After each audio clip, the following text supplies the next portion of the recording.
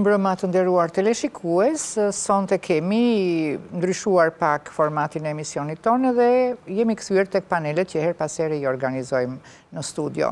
Dhe do të kemi një debat, një diskutim që ju do ta ndiqni me dy botues mjaft të njohur të shtëpive botuese shqiptare, të cilët unë kam nderin t'i kem sonte në studio, që kemi zotin Bujar Hudhri dhe zotin Petrit Ymeri, botues të shtëpisë botuese Onufri dhe Dituria, zoti Petrit është dhe kryetari i shoqatës së botuesve.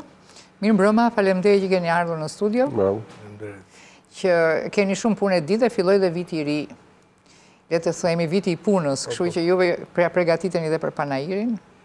Unë ju ftova, siç dhe kemi biseduar më parë, sepse këto kohët e fundit ka pasur një diskutim, një debat mbi një studim që bëri Instituti i Statistikave, që në qoftë se nuk gaboj më korrigjoni, mbi 1 milion shqiptar nuk lexojnë libra.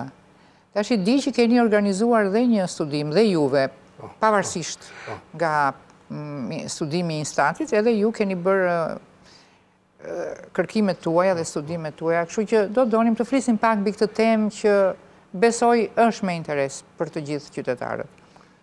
Faleminderit, Diana.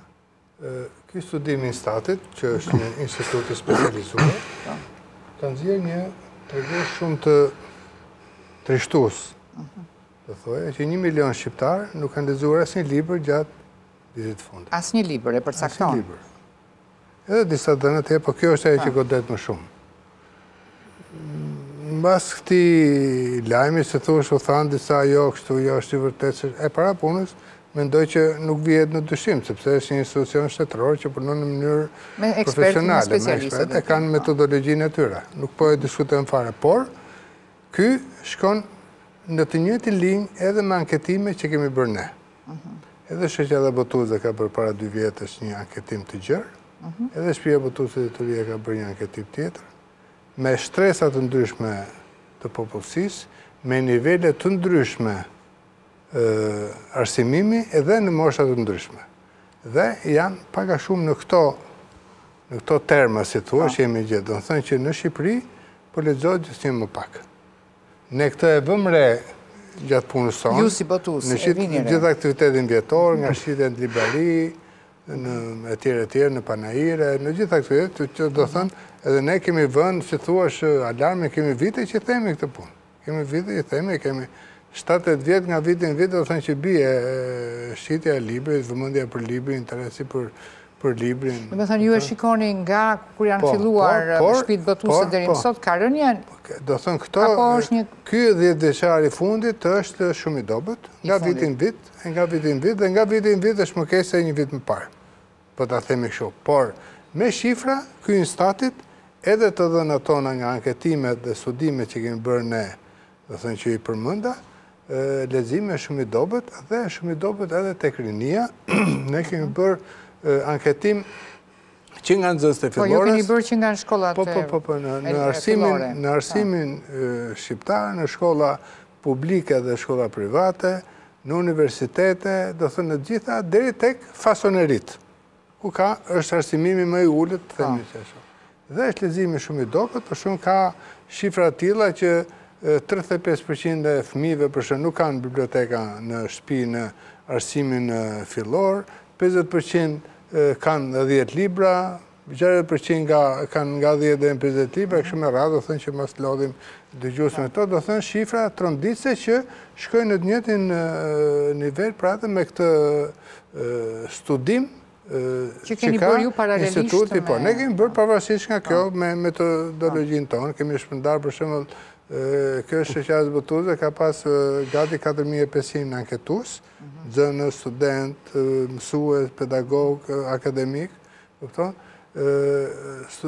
Anketimi që ka bërë shtëpia botuese ka pas 3000 do thënë pjesëmarrës të cilën ka marrë anketimet, që nga punëtorët, që nga nxënësit, që nga studentët etj, do thënë, vëmë re që dhe ajo që është, do thënë, këto anketime pse bëhen? Këto anketime bëhen për të tërhequr vëmendjen. Po sigurisht, jo për të dhënë alarmin, por këto dhëna pastaj na çojnë që duhet vënë alarmi. Do thënë duhet marrë seriozisht kjo gjë, do thënë. Nuk janë të dhëna që vinë nga një boshë, janë të dhëna që vinë nga studimet, edhe nga anketime serioze. Atëre shoqëria duhet të tronditet nga kjo gjë. Në fakt jemi tronditur. Juve, zoti Bujar, mendoni të... Edhe ju keni po ndani këtë mendim? Në fakt, s'jam aq i tronditur, unë në fakt e kam dëgjuar këto shifra, edhe këto që thot Petriti, por unë nuk besoj fort kjo shifrat. Madhe më vjen në mend një libër, si mund të gënjesh me statistika, është botuar një libër. Pse them këtë gjë? Sepse kur nuk mund të gjeni që ka 1 milion shqiptarë që s'lexon me këto sondazhe. Unë mendoj që leximi i librit është diçka dhe diskrete, është diçka që bëhet në vetmi. Një libër lexohet disa herë, mund të lexon njerëz që s'të shkon mendja kurrë, ti vetë bën sondazh atje, mund të jetë diku tjetër. Fakti është që ka rënje, po kjo është e përbotshme. Me thënë, ju mendoni që ka rënje në mënyrë objektive? Rënje ka objektive, sepse është në të gjithë botën. Tani, pse ka rënje, unë do të thoja në fakt këtë si diçka objektive. Me qenë se kjo është një trend botëror, nuk është thjesht shqiptar. Nuk është thjesht shqiptar.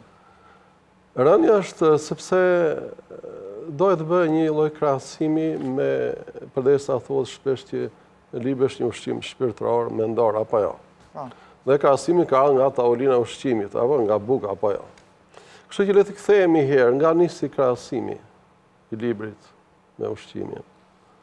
Po të vesh re sot, trezove tona, nuk konsumohet aq bukë sa dikur apo jo, se ka shumë gjëra të tjera. Kjo është e vërtetë apo jo. Unë më mend në vitet e para të demokracisë, çdo lagje kishte furrën e saj të bukës, pa fund. Nuk ka më. Po sa nkohë njëri, ore, s'pa hap më bukë, ose kështu, apo jo.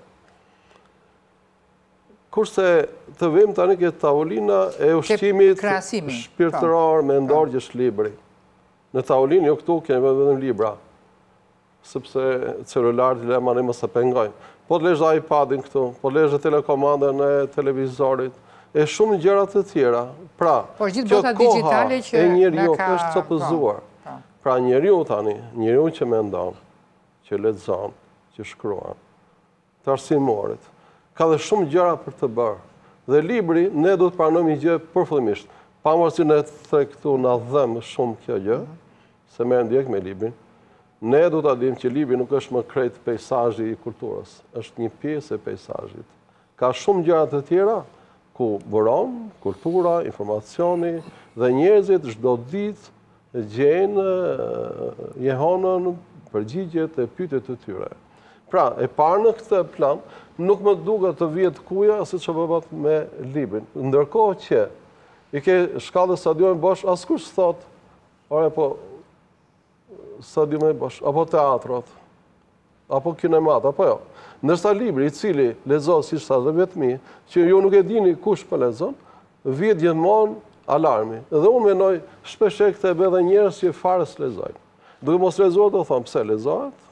Dhe ky sugjestion që kërkohet të jepet lexuesve, ky bombardim, nuk është gjë e mirë, sepse krijon një ide e gabuar që s'u lexohet. Tani, me që thot Petriti ka rënje. Petriti ndoshta ka një plan global të botuesve, sigurisht ka ulje ngritje. Po vetë Petriti ka libra shumë mirë, boton shumë. Unë botoj, janë disa botuar. Janë disa shpibotuese mjaft mira në Shqipëri. Se libra ta nuk ecën ky është pra problem tjetër, se si mund të ishte një ndihmë indirekte e shtetit. Unë do ju bëja një pyetje provokuese ndoshta, që se vërtet po të dëgjosh shifrën unë e kam parë studimin tuaj, është të paktën kam parë detajet, kurse por dëgjova instatin që 1 milion shqiptar, atëherë vetveti të lidh një pyetje pak naive, që nëse njerëzit, gjysma e shqiptarëve pothuajse nuk lexojnë, se dhe demografia nuk e pranon këtë shifër kaq, është një çike ngatruar, atëherë thua përse janë gjithë të shpibotuese dhe botojnë libra? Do të kishin dështuar. Do isha kurioz këto të instatit. Një gjë të vjen si lexojnë për vetë, do isha shumë kurioz ato që kanë bërë. Nëse ka lexuar një libër për vetë. Pyesorët e tyre e kanë nxjerrë këtu, nuk e vënë në dyshim. Shiko, Dena, më fal. Është më tepër nga kjo pikpyetje e biznesit. Sfari Bujari e pa më gjerë. Më globale. Më gjerë, domethënë çfarë përbën kohën e njeriut, kohën e lirë dhe raportet, intereset e tij, sigurisht që ashtu është. Po, ne po flasim për librin... Pa i që da dhem neve, sigurisht. Pa dyshim. Pa dyshim, se ne të asaj njeriu i kohëve moderne ka shumë gjëra tjera. Ka shumë gjëra. Dhe në qoftë se këto shkojnë krahas librit, aq më mirë, sipas mendimit tonë. Tani, ajo që thatë ju, ka shumë shpibotues, botojnë shumë libra. Tani, ka shpibotues dhe libra cilësor, ka dhe shpibotues dhe libra jo cilësor, për fat keq. Dhe libri cilësor dëmton dhe librin, pra libri jo cilësor dëmton dhe librin cilësor. Pse? Sepse ai krijon shije të këqija. Një fëmijë që lexon një libër të keq, lexon edhe një libër të dy të keq, nga ato që shpesh rekomandohen. Ai humbet besimin te libri. Domethënë, pra, këtu puna profesionale tek libri ndikon në lexim. Dhe të gjitha format, të gjitha rrugët që çojnë tek leximi janë të mira. Të gjitha format. Të gjitha format, është vërtet. Edhe libri, se flitet shpesh për shembull, jo libri elektronik, kompjuter tjetër. Edhe libri elektronik, si një rrugë që çon tek leximi është i mirë. Le të lexojnë njerëzit. Më mirë ta lexojnë në tablet se mos lexojnë. Por ky është një trend që pati një lloj suksesi për një farë kohë. Pak në Europë dhe më tepër në Shtetet Bashkuara të Amerikës, por tani ky trend ka rënë sepse në fundit libri lexohet më rahat edhe në mënyrë do të thënë më do me thënë se do me thënë në letër. Kjo është vërtet, unë kam lexuar në shtypin amerikan që në krishtlindjet e 3 vjetëve të fundit, përqind e librave fizik është më lartë se elektronik. Edhe duhet dirin që para një 10-5 vjetë është pati kulmin. Mbase ishte ajo si diçka e re, dhe diçka e re të rëmben, është ke normale, pastaj ti shkon në shtratin që duhet. Edhe këtu te ne janë bërë botime elektronike. Shumë. Edhe ne kemi bërë botime elektronike, patëm me një projekt i dhëmë edhe falas bibliotek në një sajt që kishin të Vodafone, po pak shite kishtë, nuk jo e si kjo gjë, marrë me mund. Se njëri në telefon nuk e... Të bët, çdo rrugë, për e them dhe njëherë, çdo rrugë që çon tek leximi, tek libri është e mirë. Sigurisht, këtu ishte një shkrimtare angleze para sa kohësh në këtë studio dhe e hapëm këtë debatin, të lexojmë online në tablet apo libri letër, kartë. Dhe ajo tha, unë nuk jam shumë tradicionale që unë e dua librin e letrës, po nuk jam tradicionale për këtë, se mjafton që njeriu të lexojë. Dhe ashtu siç ndonjëherë bëjmë dhe këtë, kur themi letërsia roz, tash ajo mund të jetë për një kategori njerëzish që nuk do të lexojë librat e vështirë, por lexon. Dhe më mirë lexon se sa ajo. Nxit dëshirën për lexim. Ajo të shtyp te një shkallëzim tjetër. Është gjë pozitive. Ose e lexon në plazh, që s'do të jesh i rënduar. Desha t'i rikthehesha një gjë që ju preket, që më duk me shumë interes, që kur botojnë libra të dobët, dëmtojnë dhe letërsinë e mirë. Edhe se teleshikuesit nuk e dinë dhe ndoshta të gjithë se si funksionon një shtëpi botuese, si bëhet procesi editingut. Redaktorët, korrektorët, recenzentët. Për shembull, unë kam vënë re që në shtëpitë tuaja botuese dhe në të tjera që janë të mira, ky ekip ekziston dhe me shumë seriozitet. Dhe nuk ekziston në gjithë të tjerat, ose jo në gjithë të tjerat, por në shumë prej shtëpive botuese. Nëse ju thoni diçka rreth këtij. Ne po thoni si bëhet një botim, çfarë si apo. Do me thënë, mungesa e një korrektori apo e një redaktori që shpesh njerëzit për shkak të mos paguajnë, ndonjëherë ka shtëpi botuese që i bëjnë këto gjëra pa të proces. Sigurisht që hapja e shumë shtëpive botuese kishte anë sa të mirë, por si çdo gjë kur të prahet. Problemi është që ky është një biznes shumë i vështirë dhe nuk është për shumë njerëz që do dojnë të rregullojnë ekonominë e tyre me librat. Nuk rregullohet. Jo. Pra, duke nisur nga kjo, i bie në qafë librit. Ti mundohesh të nxjerrësh me kostë sa më të lirë. Sepse mendon do paguaj shkojën, do paguaj libran e këtej. Kjo është alfa. Nëse ti je në këto kondita, nuk do të merresh me libra. Dhe çfarë bëj? Njësesi abuzohet me rrugë, del asfalti mas 5-6 muajsh, apo jo? E njëjta gjë është, me pallate dalin pllakat. Këtu as korrektor, as redaktor, ose libet janë pa qepe, që ti e merre shkafanjit, apo jo? Pra, kjo kërkon të gjithë elementet. Të gjithë elementet. Mbase jo si dikur, se mund të jetë shumë luksoze, por ato që janë detyrueshme, janë detyrueshme. Por kryesorja për librat e mirë ose jo të mirë, me që Petriti me vend e përmendi, nuk është kjo që thash më tepër fije të qepër libra, po jo se sa çfarë libri vjen në libari. Dhe unë, që kur e kam nisur këtë punë, i kam bërë një pyetje vetes. Pse ti duhet ta botosh një libër? Shumë nga kolegët tanë botojnë sepse dikush i paguan dhe nuk duan t'ia dinë fare. Kjo ka qenë shkatrimi i librit shqip. Botimi me para shkatroi mbas edhe një pjesë të lexuesit që ktheu shpinën. Sepse kur ti ke para dhe gjen ku të botosh, kjo më duket një problem shumë i madh. Ka në botë dhe kështu, po s'të lën ta xhesh librin në libari, shitu ku të duash, apo jo. Kurse këtë kam pasur kriter që për të ruajtur cilësinë, se afërmësh që se ti e boton një libër me paratë tua, ti s'mund të botosh një libër që është dhe i keq. Po nëse ti merr para dhe ti mund të bësh kompromis, po thua, po kush po më shikon? Të shikojnë, sepse libri mbetet, unë i kam thënë kolegëve të mi, shpreh latine e shkruar mbetet duke sikur është për ne botuesit. Ne do të gjykojmë çdo vit, çdo 10 vjet se çka kemi botuar, se është në bibliotek, nuk tjetërsohet. Pra, përgjegjësia është shumë e madhe.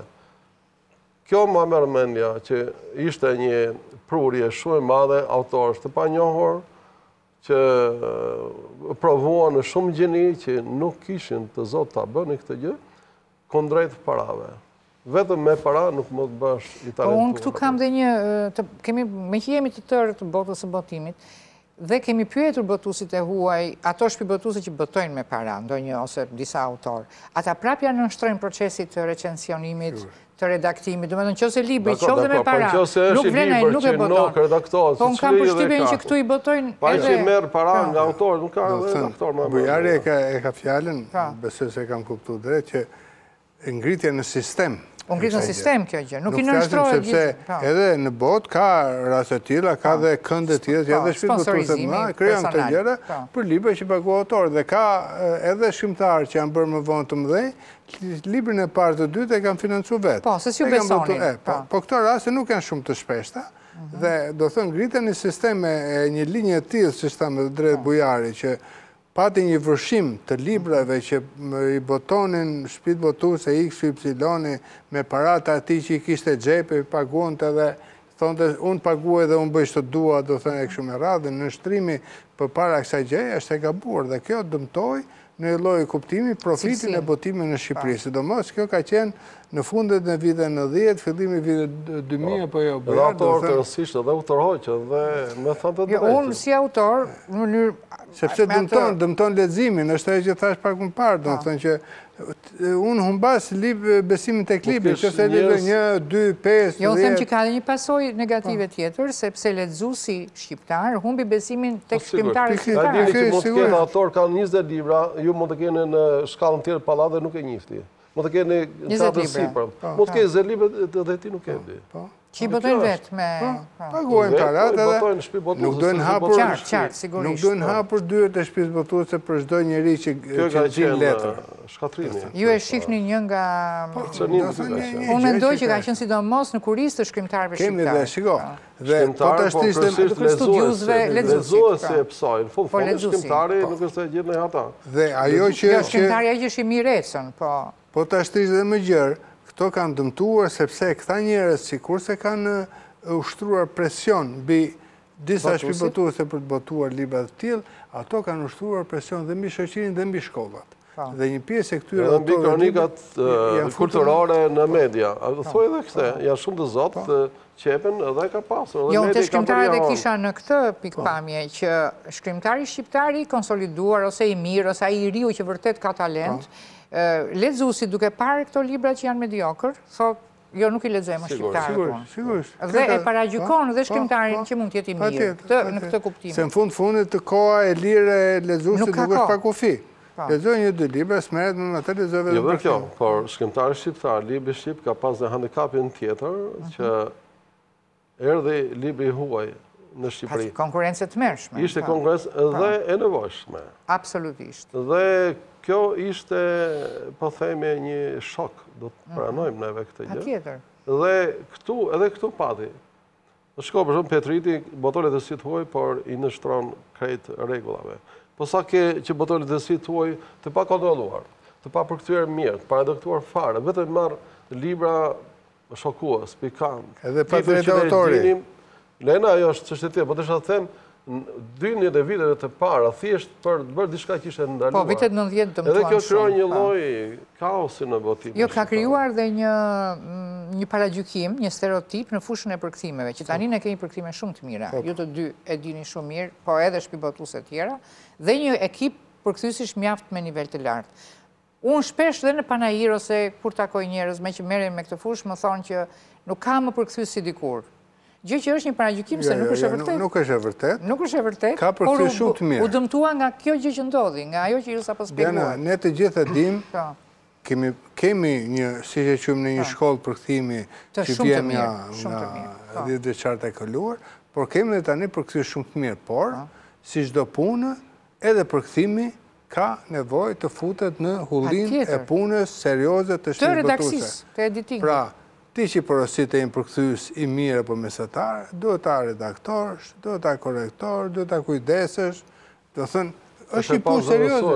Është një punë serioze. Jo, dhe them që edhe kjo u krijua, dhe ky stereotip u krijua për shkak të dëmit që u bë më përpara me përkthime ato që sapo shpjeguat ju. Sepse njerëzit ishin të etur dhe do të merren gjithçka që u jepet. Po. Dhe u manipulua kjo. Për letërsinë që e kishin ndëruar të lexonin. Sigurisht, ishte nga ndofta mund të jetë edhe ky një nga faktorët që kanë ndikuar në mosleximin. Në mosleximin. Përveç faktorëve të tjerë, ekonomik, social, psikologjik e tjerë, që studimet tona nuk i nxjerrin, to studimet janë disa statistika. Ne harron po një arsye kryesore që ke mosleximi, po të themi, ne do të pranojmë këtë gjë që Shqipëria pësoi një shok total. Patjetër. Dhe kanë ikur gjysmë popullsisë jashtë. Pra, popullsia aktive, ato që janë të zotë televizin. Ato ikin, por, nëse njëri ikin jashtë shtetit, ai nuk kanë në mend të marrë bibliotekë me vete, as i libër me vete, se nuk po shkon për pushime, apo jo. Shkon të kërkoj fatin e tij, të gjej punë, sa ti vikoj leximit do kalojnë vite. Ne bëm prova atëherë me ato në mbajmën në Saranik për një libari, që kur nuk shiteshin librat, vinin njerëzit, shikojnë librat, po ato vinin për bërë fotokopjet, vuelose dokument, se kishin hallet e tyre ekzistenciale. Do ta vazhdojmë bisedën, më falni se ju ndërpres, por Regjia bën shenjë që kemi një hapësirë publicitare, do rikthehemi në studio.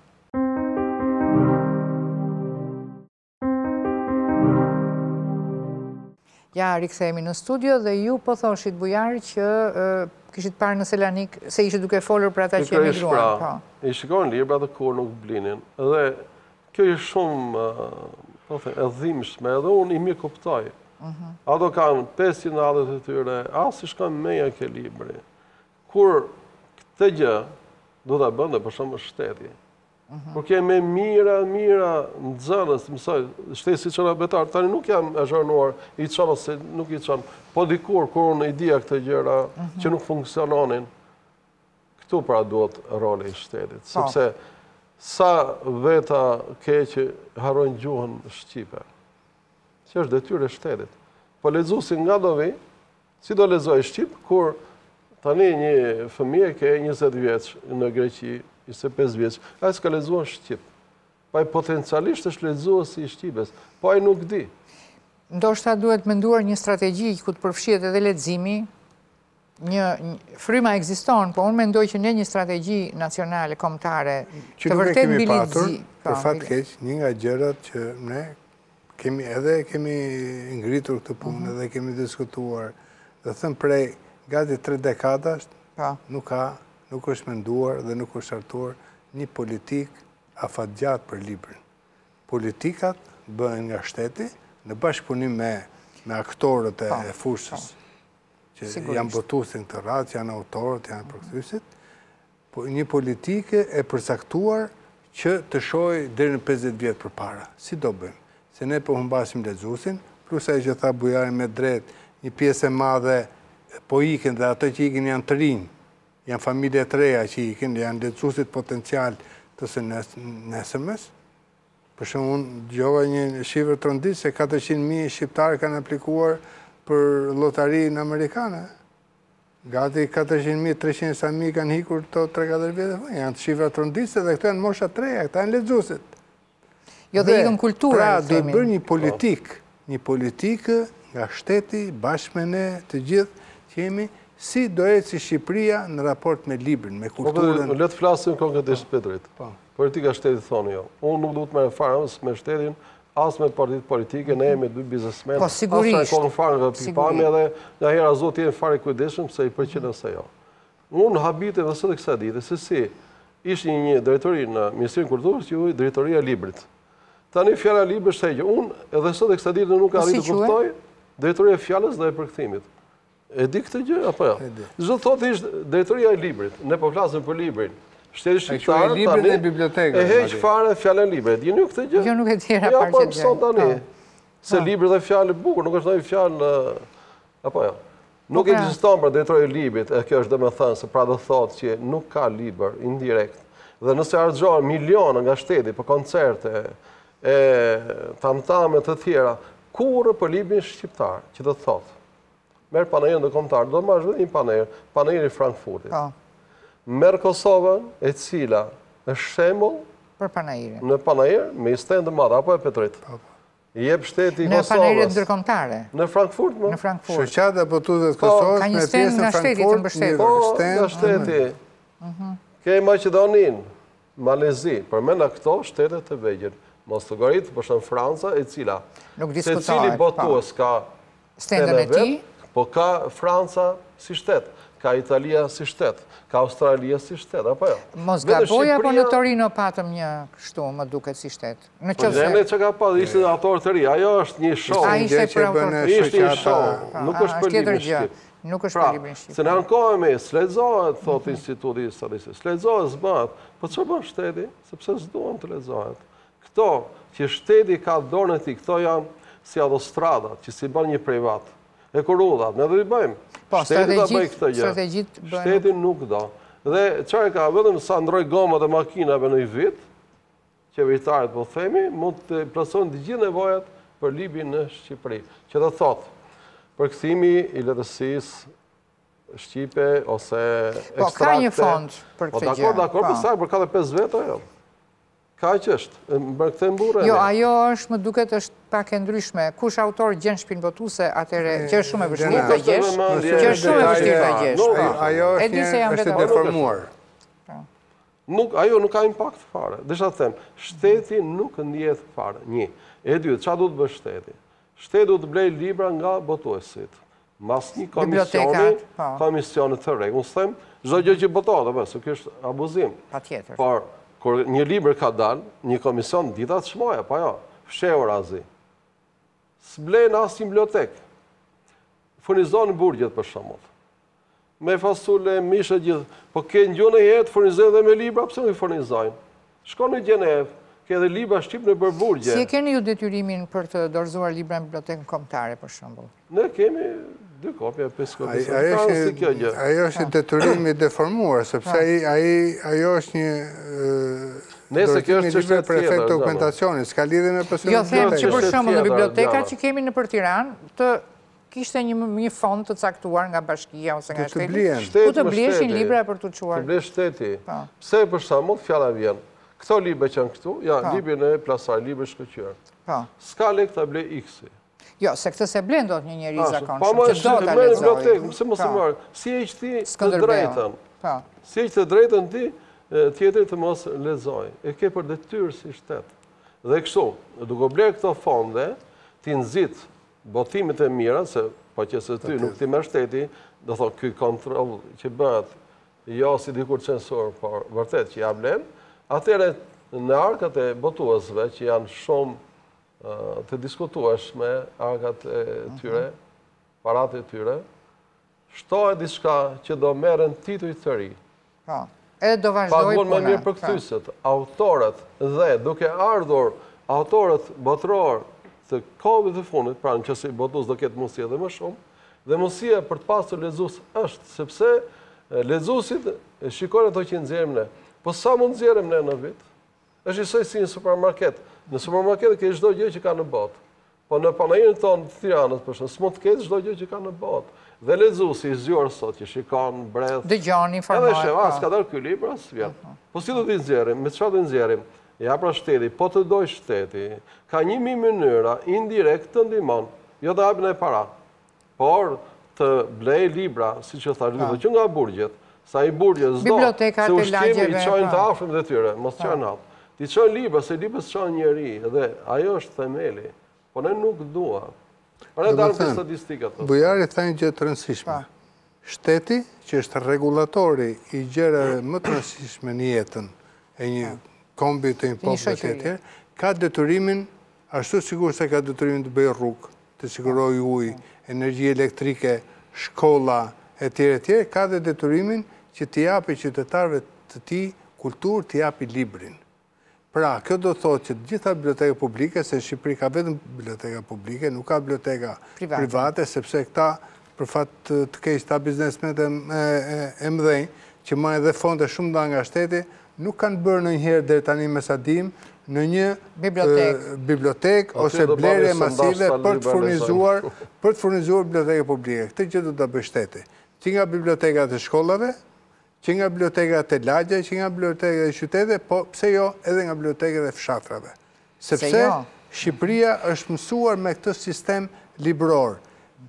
Ti, zotëri që drejton këtë shtet, ju, zotëri që drejtoni këtë administrat, jeni të detyruar të jepni popullit tuaj shqiptarve libra, në të gjitha format. Pra, të ndihmojmë leximin, të ndihmojmë kulturimin e popullit. Nuk është se s'mungon botimi. Sigurisht.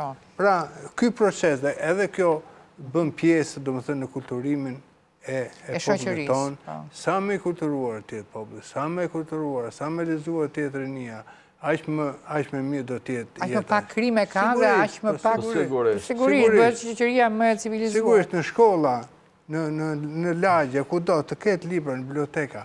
Kjo gjë është detyrë kushtetuese e shtetit. Jem shumë... Dhe ka dhe disa projekte sot dhe originale, për shembull një botuese slovene, na tregonte, këtu në studio erdhi bashkë me autoren e saj, se atje kanë bërë një projekt të tillë, meqense nuk i mbulojnë dot gjithë fshatrat nga në Sloveni me biblioteka, për shkak buxheti, kanë krijuar biblioteka ambulante. Të lutem Diana, mos na fol për Sloveninë e për Kroacinë e tjerë, sepse shteti atje ble 30-40% të tirazheve që botohen për bibliotekat. Përveç kësaj bën dhe këta ambulante në fshatin më të humbur, e çonte bashkia e qytetit qendror administrativ. Këto krahasime na shkaktojnë një tronditje do të thonë. Unë po bëj edhe një krahasim tani. Kemi një shtet ri që është Kosova. Po. Gjithë kemi ndëruar të shkojnë në Kosovë, apo Kosovë të vijë këtu. Ne do të pranojmë që nuk është më ai gëzim, ai bashkëpunim që duhet të ishte, apo e Petrit. Dhe këtu është shteti shqiptar. Pse?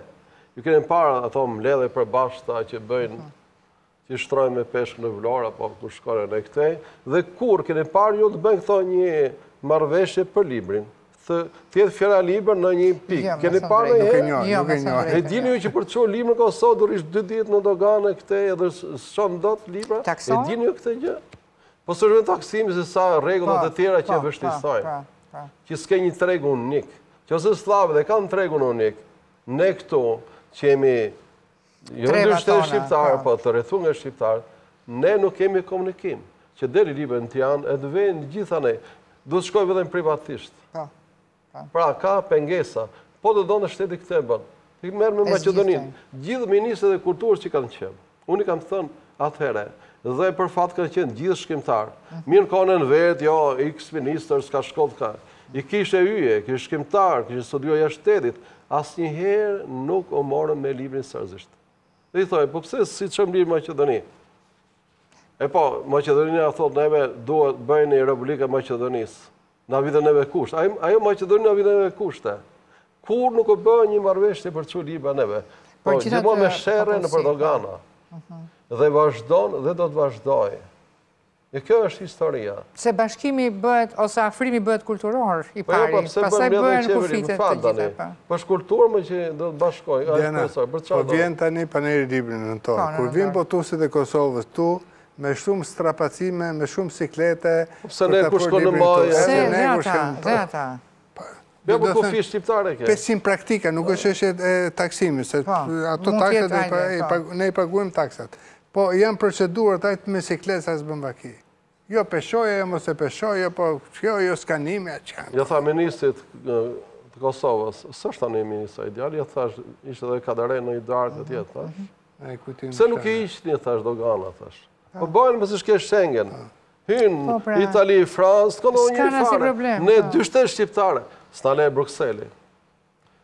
Ndoshta s'lihet gjë tjetër, janë shumë gjëra tjera s'kem se i themi. Po se i lehtëson ti nuk të ngatron Bruxellin. Kjo është ai nusi përbashkët që vim ke ajo shifra. Kjo është pavëmendja. Kjo është pavëmendja e strukturës shtetërore. Unë kam përsëritur nga 1 milioner këtë sa herë më vjen rasti, 1 milion në shumë, që kur vete për shembull që kur kemi shkuar në Strasburg këtë zë, ose në Paris, në ato billboardet e mëdha, tabelat e mëdha që vë bashkia, që ne këtu vëm reklam birre o ndonjë gjë kështu, atje vazhdimisht lexon, ata kanë perifrazuar thënien e famshme të Descartit që unë mendoj prandaj ekzistoj.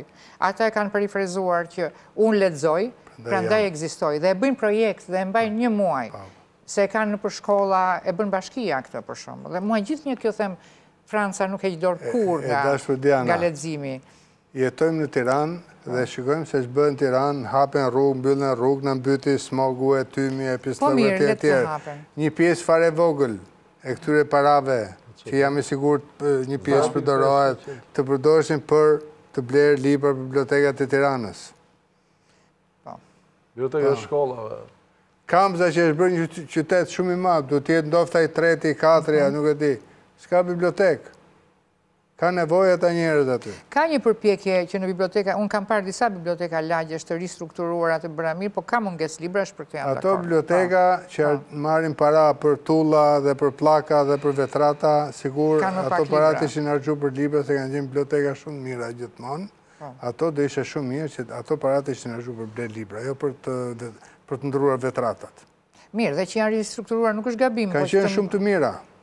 Biblioteka rrugës Minepeza, Misotreska, Misone Kokalari, atë lagja 4, më duket sheshja në Rustemi, kanë qenë të mira, bukuri kanë qenë shumë të mira, nuk hynë të as shiu, as vapa, as gjë. Nuk po themë le të rregullohen, po parat mos harxhohen për tulla, as për pllaka, po për libra. Jam shumë dakord. Bibliotekën e bën libri, nuk e bën pllaka dhe xhami dhe tulla. Ju, unë në anketimin tuaj kam parë që kishit kushtuar shumë vëmendje letërsisë për fëmijë. Dhe sa lexojnë fëmijët, se tash ata janë që ne duhet të shqetësohemi. Ata janë lexuesit e sarmës. Dhe ata janë dhe shumë të bombarduar nga online, nga vizatimorët, nga filmat. Me thënë, si e shikoni gjithë? Shiko, kjo çështja e leximit, do thënë është një, të themi një triumvirat, një treshe shumë e rëndësishme. Që është fëmia, që është subjekti, që është familja, që është dhe mësuesi. Është dhe shoqëria. Po, këto janë 3 elementet. Këto duhet bashkëpunojnë. Do thënë, po të kujtojmë fëminin tonë të gjithë, rinin tonë, do thënë, ka pas një vëmendje edhe të familjes, ka pas një vëmendje shumë madhe edhe nga mësuesit. Shkolla, kam përshtypjen, nuk është më ajo vatër që stimulon dëshirën për lexim, që interesohet çfarë lexojnë. Dim, do thënë, kudo në Europë, se do bëjmë krahasim me Europën, siç e bëri aty Sloveninë. Në fund të javës ato japin disa libra në nxënësit për të lexuar me detyrim. Kur fillojnë pushimet verore, ai jep një listë të gjatë të libra që duhet të lexojë, e kështu me radhë. Nuk ekziston kjo tek ne, për fat keq. Jo, mirë, po të paktën kemi modele. Prandaj janë të gjitha këto duhet bëhen me politikat e libra, me një mendim të përbashkët. Nuk është puna për gjetur fajtorin, kush e bëri, kush e bëri. Jo, ne dim realitetin edhe se çfarë. Duhet mendojmë për jemi pjesë e kësaj, jemi të gjithë jemi pjesë e këtij vendi që quhet Shqipëri, e duhet mendojmë për gjithë si ta bëjmë Shqipërinë të lexojë më shumë. Kjo është. Padyshim. Ky duhet të jetë slogani dhe është slogani. Sigurisht.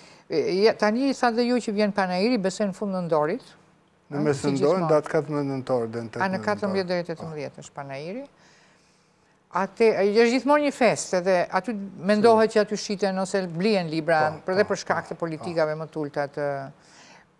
Çfarë mund ta zhvillonte më shumë panaire më tepër nëpër qytete, lokale? Shiko, po bëhen disa panaire, do të thënë që... Jo, se kam fjalën për Tiranën, më shumë e kam për rrethet. Jo, edhe në për rrethet, cilat nuk lënë shihet shumë të mira, me thënë drejtën, janë kështu ca gjëra kështu, po me edhe nuk... Panaire në për rrethet kanë vetëm këtë problem, dikur ne I bënim shumë. Po, se janë bërë më përpara, më tepër. I vetëm problem është që krijon një telash për librarët vendas. Sepse ne normalisht nësë do shkojmë, du të japim me përqinë më tullës, se shkuptim ka një panera pa jo. Dhe 2-3 muaj jam e sigurt në liberitë të venda si nuk hynë asë njëri. Dhe kjo ka kryo një farë problemi, unë kam konstatuar me gjithmonë këtë, në fillim nuk e ndjeja në fakt. Madhe më duke sikur po e bëjnë ndërë në fakt, i bënim një... I kryon humbje librarisë. Sepse, kur shkojmë neve atje, pra ato shpenzimit që kishi për të bërë, si një supermarket, dhe zdo vend të kiosk ka të blenë. Problemi është, edhe një nga arsyet për punë e libri, me që përmenat panajerët, apo librarit, unë të thoja mungesa librarive. Kjo është në base dhe arsye kryesore. Pse? Botuesit nuk mund e do të kenë librarit e tyre. është shumë herë. Shumë herë, dhe vështirë. Dhe liberitë në Shqipëri janë shumë dhe vogla, duke qenë dhe vogla ka i numër të caktuar librash, dhe lexuesi e di që nuk do ta gjë librin vetë, sepse të mësuar me supermarket dhe mëdha, ku ka gjithçka, hyn në liberitë të vogla dhe sy fare. E dyta, nuk guxon ti thon librarit atë mund ta lexoj, atë mund ta hap, se por ke pe librin, ti se blen dot. Se preke nuk e blen, po. Ashtu dhe. Nëse do të kishë liberitë të tilla, do hyje, do të hapje librin, e do të vinë zërë të mos e blije kur dili ke derë, se përse hyre, apo ja. Shko në Itali, për shumë. Kështë bën për shfletone, bën librin e shikon. A i se s'kur të thush tani, do bësh neshë futbolli, po ti s'ke fush futbolli. Do bë teatr, ti s'ke teatr. Do shes li, po ti s'ke librari. E ke 1 milion banor të janë, ti je me librari të vogla të cilët po zvoglojnë çdo ditë, po mbyllen çdo ditë, duke filluar me atë politikën, se duke zogluar edhe vetë, më pak lexues, më pak shitje, ose libraria e madhe të krijon dhe dëshirën për të ndënjur aty. Përsëri këtu vim tek vëmendja e institucioneve dhe shtetit. Bashkia e Tiranës, po flas për Tiranën, po edhe qytete tjera të mëdha apo të vegjël, kanë në dorë kur japin lejen e ndërtimit të vënë një kusht që në këtë distancë do të bësh informaci, në këtë distancë do bësh një kopësh fëmijësh, një qerdhe, në këtë distancë do bësh dhe librari e vë me kusht. Po jeben leje ndërtimi pafundësisht në Tiranë në mënyrë të tmerrshme. A mund të pyes, të lutem, është dhënë një kusht për librari? Jo, asgjë. Pse? Sepse mungon vëmendja. As nuk e shkon mendje dhe po t'ia thuash që duket absurditeti më i madh se si mund të kërkosh të bësh një librari. Po se le të marr një librari në tek. Atje ka qenë është. Po. Është pasanik më i madh që ka Shqipëria, zoti Zamir Mane. Hapin librari aty, bookstore. Po, ishte pse është mbyllur? Po. Hapin bookstore aty, erdhën me shumë qef, vinin si delegacione, i çom librat. Ishin të rregull ditë mujt e parë, pastaj nuk ishin të rregull. Mas 6 muaj na thanë, a vini merrni ca libra se do ta zvoglojnë, e zvogluan. Mas 6 muaj, a merrni edhe ca libra se do i nxjerrin në korridor. I morën. Derisa u mbyll fare. Ja kjo është. Unë e them me dhimi, a i duke djali zoti, është pasanik i madh, por a i librari e nderon të tegun atje, që çfarë nuk ka nga gjithë bota, dhe libri shqip përfundojnë në rrugët. Kjo është, apo jo? Sepse themi të hapë një botull, si të hapën një librari? Sa milioner në euro ke në Shqipëri? Kush çan kohën? Kush e bën atë që tha Petriti? Të bën dhe vetë. Si edhe mësori për kulturën e këtij vendi, për familjet e tyre. Ja, është vërtet. Na mungon edhe kjo ndërgjegja shoqërore. Nuk ekziston, shkon kontrollojnë. A është kështu? Ashtu është. Kjo është. Se nuk besoj që veshje 300-500 euro shiten po. Në qendrat e mëdha tregtare që kanë në Tiranë, shiten nëpër korridore. Është i pastruar libri, është fjalë anashkaluar. Të gjitha këto shkojnë ka jo që pse lexohet, pse. Po, ka shumë. Se s'bjen sy libri. Madje këtë po mendoja se meqense po na mbarojnë dhe minutat, po mendoja që ne dhe të rinim dhe një kohë, po kaq prapë do nxirrim arsyetime të tjera, të cilat të shpihen tek ato shifra që nuk na pëlqejnë kur i dëgjojmë. Ja, ndoshta neve folëm kemi më shumë dhe mësori për librin sa tjerë, për arsye thjesht se ne kemi lidhur jetën me këtë. Unë besoj që ka dhe shumë shqiptarë që nuk janë botues apo shkrimtarë. Mund të duket jo fort normale ose jo në kohën e duhur kur ka gjëra të tjera. Jo, unë mendoj që kjo është urgjente. Por shpresat nuk janë. Do luftojmë gjithmonë. Unë ju falenderoj për bisedën dhe ne do vazhdojmë përsëri, do kemi tema të tjera të kësaj fushe që sepse unë e di edhe ju e dini që njerëzit jashtë edhe e duan librin jashtë kësaj studio dhe duan ta lexojnë dhe janë Dhe debatet të tjera, jo çmimet, jo taksat, jo këto, të gjitha gjëra që na pengojnë ne të gjithëve që të kemi atë që duam ne për librin. Faleminderit, edhe ju uroj punë të tjera në këtë rrugë të vështirë, të bukur, po dhe të mundimshme. Faleminderit.